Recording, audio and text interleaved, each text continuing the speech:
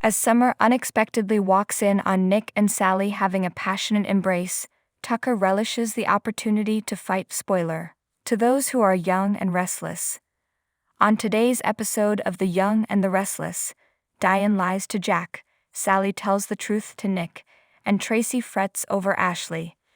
Jack and Tucker exchange playful jabs during the society event. Tucker maintains that Jack's desire to make peace with Ashley is sincere, and that Jack himself feels protective of Ashley. Respect Ashley's emotions, Jack advises McCall. Tucker insists that the matter is strictly between him and Ash, but he asks Jack to have an open mind in case Ash's opinion changes. When Diane reappeared, Jack questioned Tucker about his sudden appearance in town, wondering if it was a coincidence. As Jack mentions that there is talk that Tucker has been in touch with Diane in Los Angeles, Tucker snarks. The two meet at Crimson Lights, where Sharon says, "Hey, stranger," to Nick. Sharon makes him some tea as they chat about how Faith is adjusting to life at college. When she sees a change in his mood, she asks whether he's okay. Nick confesses to Sharon that he has been seeing someone new, however he had been unsure of the appropriate time to make the revelation. As a result, Sharon is relieved that he has rediscovered his social appetite. They determine that it is in its infancy when it is most enjoyable, but not tonight. In an effort to get him to open up, Sharon suggests they have a conversation about it. As Nick puts it, "You should know who it is first. Sally Spectra here." Sharon thinks she ought to be surprised, but she remembers talking to Sally some time ago and recalls that Sally had already suggested his name as someone who could be relied upon. Nick says he saw her too. He hadn't intended for things to progress this way, but their friendship eventually grew into more. A lot of people are attracted to him, and Sharon can see why Sally might be one of them. "What are you omitting?" Nick wants to know. Sharon has started to wonder how much of the connection is focused on Sally and how much is focused on Adam. Adam and Sally are on the hotel roof, and he's trying to win her over. It's all true that he still loves her as much as he said. He gets why she's terrified and trying to avoid him. He sighs, "I'm placing my heart in your hands, and that is terrifying. Nothing is too great a sacrifice, and no opportunity is too great a risk, if it means winning you over." A pleading tone comes from his lips as he says, "Sally, please. This is something we can get through." It's Sally's opinion that they can't. She only wants him to let her out of there. Here are the 10 soap stars that have the longest marriages. Adam feels bad for bringing up Nick, and Sally points out that he accused her of using him to get over him, which makes him feel more worse. He hates that she's seeing his sibling. Adam responds that of course, he can't tolerate it. It kills him to watch her with someone else. She attributes it all to sibling rivalry between him and his sibling. His success is mandatory. Adam tells her that she is the only thing that matters to him. As much as she tries, Sally just can't pull this off. Tonight's conversational input has exhausted her. Nick tells Sharon at the coffee shop that he and Sally aren't dating because of Adam, to which Sharon responds, "Are you sure?" before pointing out a trend. Nick insists that despite the fact that she is Adam's ex, they have a lot in common and that they are mutually attractive. His sibling feels bad about letting her go, and he is giving them some space to figure things out. Sharon assumes he feels protective of her because of the suffering Adam is capable of causing. Nick says she's not some helpless princess. Apparently, in the eyes of Sharon, he is committed to the relationship. Nick reassures her that he will be okay regardless of the outcome. When he does, Sharon won't be surprised. Sally can't do that up there on the roof. Too much pain, Adam. Now is the time to remain far away from. We'll both benefit from this arrangement. Adam yells after her, "Sally," but she walks out the door. Tucker, having joined society a few months after Diane, is familiar with the social mores of the establishment. Jack wants to know if he met up with her or not in Lay. Tucker thinks it's beneath him that you're challenging him like that. That he still hasn't responded prompts Jack to fire out at him. Tucker is perplexed as to why he would want to be around the woman who has made him a prime suspect in a murder. Jack ponders, why indeed, and observes that he is still avoiding the issue at hand. Diane walks in at that precise moment. The two of them being together has taken her by surprise. Jack reveals that they have been discussing Diane all along and invites her to come along. They both give each other apprehensive glances, but Tucker is more cautious.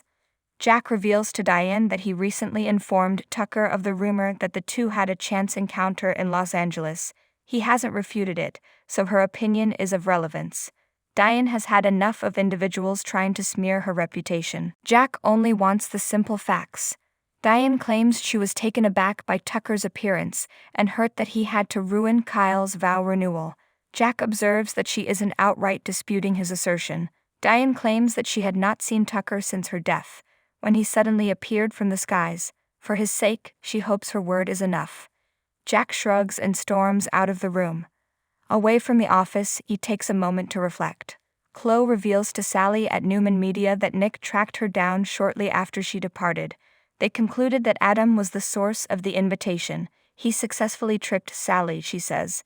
Even though Chloe was concerned, Nick remained unflappable. He was confident that she could handle whatever his brother was planning. He suggested that she and Adam have a chat about it. Sally agrees that they did have some clutter to clear up. They talked and shared some pleasant memories. The words, "aw, crap," escape Chloe's lips. Adam, angry and frustrated on the rooftop, throws his jacket down and starts drinking champagne. Sally is saddened to find that Nick has already left Newman Media. Chloe believes an apology would be well received by him. Sally appreciates Chloe's care but says she must return home, and Chloe watches her go.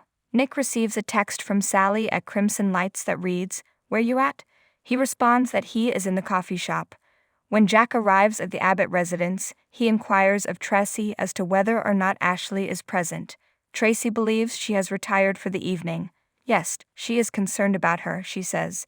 She says she can't be wooed by Tucker, but she's not entirely convinced. Jack shares her worries, but he'll accept her word that she's not interested in restarting things with Tucker if she says so. Her concern about finding out if Tucker and Diane had a one-night stand in LA seems to be greater. She can count on Jack to tell her everything he knows. Tucker tells Diane at Society that she is very courageous to lie to Jack's face. Diane cares deeply about the place because she has made a home there. Tucker does not believe the suspicions to be a serious threat, but he is curious about their origin. Diane claims that Nikki and Phyllis, who are trying to have her evicted, were responsible. Tucker says that Jack was untruthful. Diane is frustrated because she believes the Harpies would have used any evidence they had against her by now. Tucker tells her to calm down and reminds her that they can deal with the suspicions if they can just keep their cool. Diane has stated her intention to put as much space as possible between them. Tucker prompts her to remember the agreement they made. Tucker disagrees with her assessment that the agreement is now over. Tucker tells Diane that she broke their agreement by failing to inform him that Ashley had returned from Paris. Diane says venomously, "I'm not psychic." Tucker is irate because she isn't free until he releases her. She is committed to carrying out his instructions to the letter. As he leaves, he checks his phone, sends a text saying he'll get back to the person soon, and leaves. Tracy, who has heard the rumor about Tucker and Diane, enters the Abbott living room and inquires as to what Jack plans to do about the situation. Jack claims Diane stared him down and flat out told him there was zero chemistry between them. The Bentley wasn't even mentioned. Tracy speculates that his question would have prompted a different response from her and presses him on whether or not he believes her. Sally told Nick on the patio of the coffee shop that Adam had set up a dinner for her on the roof, where she had expected to meet him. She gave him the benefit of the doubt, and he made an emotional case for another shot. Nick had guessed as much because, in their last conversation, he had professed his continued love for her. Sally claims that this causes her confusion. Tucker, in his suite, inquires of Audra as to the urgency. She claims that the IPO of Chancellor Winters has taken a significant turn. He says Devon told him someone was leaking information, and at first he thought she was the leaker. It was Nate, as disclosed by Audra. Tucker has realized why Devon was so distraught. Audra cautions that Nate's behavior will severely affect Tucker's schemes. Adam falls asleep on the rooftop and has a dream that Sally comes back to ask if he still loves her. Adam reveals that having her around made him feel whole. "We're a great match for each other, Sally." Sally is curious as to why he chose to part ways. Fear, he claims, was a factor. The moment Sally takes his hand, Nick storms in, yelling, "Leave her alone. The things you come into contact with are quickly destroyed by your dangerous nature. No way am I going to let that happen to Sally." Adam jumps out of bed and stands there staring at the ceiling. Sally tells Nick on the patio that she and Adam had something special before he blew it up, and that despite this, Adam still used trickery to get her on the roof. The question is, how can she put her trust in him? Sally doesn't know how to broach the subject with Nick. I just can't seem to stop thinking about you. Nick feels things are getting out of hand. Before things get worse, we should probably just cut the cord and go our separate ways. Sally thinks they should follow Sally's advice and just leave. They lock arms. Summer enters at that very moment. Tracy tells Jack at the Abbott residence that until Diane is proven guilty, he should treat her as innocent. Perhaps Nikki and Ashley's suspicions are completely unfounded. That's some wise counsel, and Jack appreciates it. Tracy chimes in to say that the truth, if there is one, will eventually emerge. In other words, the truth always does. Tucker tells Audra they need to be patient in his suite. There's a bigger issue, she says. Tucker is aware that there is a competing CEO who is eyeing Chancellor Winters as a potential takeover target. As far as he's concerned, it's Victoria Newman. Tucker speculates that there is backstory, but Audra thinks it's far-fetched. Even though Audra is skeptical of their financial stability, Tucker insists that she is a fighter and questions whether or not she is as formidable as her father. It sounds like you're about to find out, Audra muses. The grin spreads across Tucker's face.